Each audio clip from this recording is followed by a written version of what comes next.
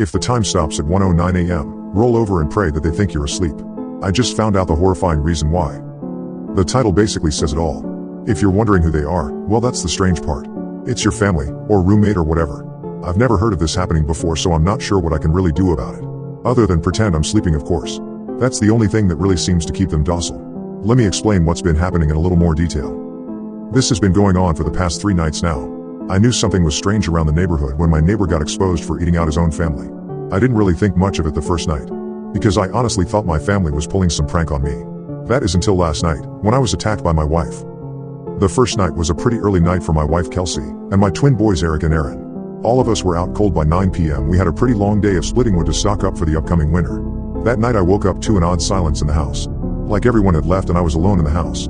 I grabbed my phone and checked the time. 1:09 a.m. I rolled over just to check if my wife was still sleeping, and when I found the bed empty I sat up and looked around. The house was pitch black other than the hall light by my boys' room we left on, and with that dim light I could see 3 shadows cast along the hallway wall as my bedroom was left open. "Kelsey?" I groggily called out. I could see all 3 shadows twitch at the sound of my voice, like they were startled. "Kels," I called a little louder. This time a shiver was sent down my spine as all 3 heads of the shadows looked in my direction. "What the fuck?" I whispered to myself, tossing the blankets off from me as I got up to investigate. I tiptoed to my door with a feeling of unease growing in the pit of my stomach. Once I got to the door I peeked around and was pretty creeped out at what I saw.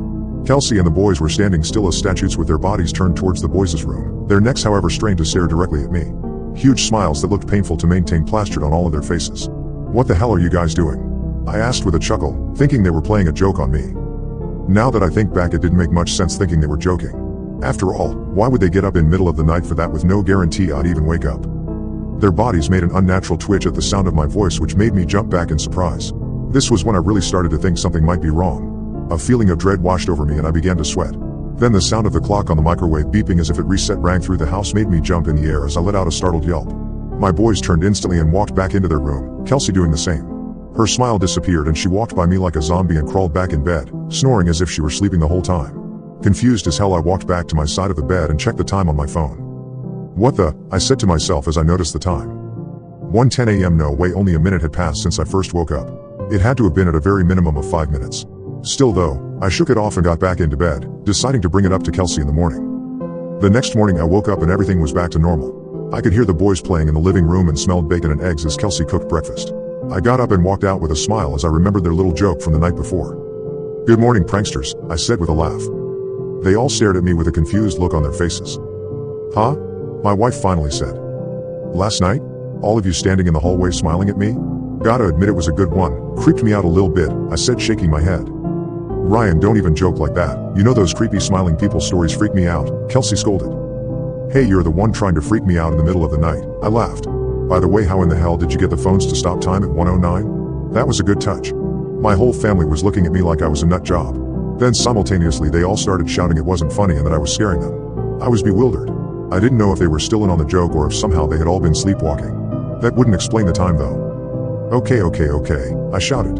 "I must have been having a damn dream, Jesus Christ. Don't freak out on me, damn." I turned and walked back into the room more confused than ever. I knew I wasn't dreaming. Were they this serious about their little prank, or did they really not remember? Either way, I figured I'd settle it that night. I'd simply record them with my phone if they tried it again. That'd ruin their little joke pretty quick. Satisfied with my plan, I went about my day. The boys helped split and stack more wood while Kelsey did some running in town. Before I knew it, it was nighttime again and we were all in bed. I made sure to have my phone charged and right next to me, ready to catch them in the act. Once again I woke up hours later. That same eerie silence filled the house. This time my adrenaline started pumping as the feeling of dread hit me like a ton of bricks. I grabbed my phone and lit the screen up. 1:09 a.m. I tried to switch it to record, but my phone was frozen. "Fuck," I yelled. I looked over to the hall and seen the same shadows as the night before. This time, a little closer. My blood ran cold as I noticed out of the corner of my eye that the TV was left on, but the picture was froze. It seemed all electronics were froze or something, adding to the creepy feeling that engulfed my body. I got up once again and tiptoed to the door. I peeked my head around and had to cover my mouth to stifle a yelp. Kelsey and the boys were standing facing me directly this time, only somehow their smiles even bigger than before.